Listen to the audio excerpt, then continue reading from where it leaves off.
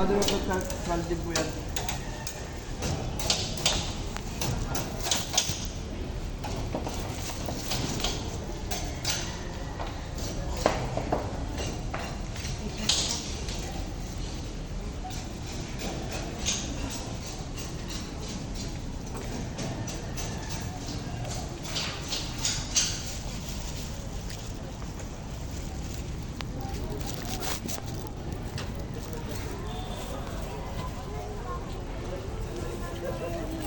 Dito tayo sa labas ng Baclaran Church.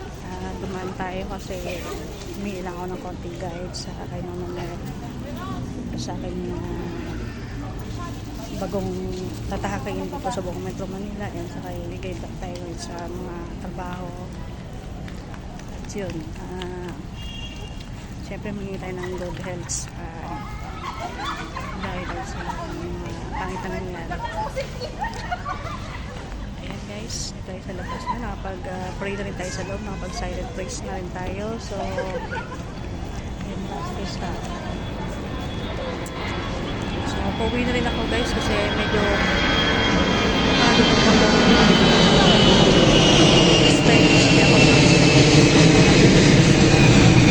share sa inyo. Ayun, sana nagustuhan nyo yung mga aking explore walking lang.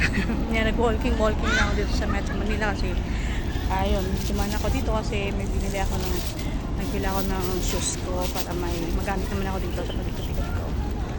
So nagbili na muna ako ng medyo hindi mamahalin pero napaka-affordable, medyo maayos, quality naman yung plastic niya. So yung lahat ng mga bagong mga aplikante, mga gustong mag new looks, yan. Pwede pa rin naman tayo mamili dito sa Baclaran market kasi sobrang mura ng mga bilihan nila.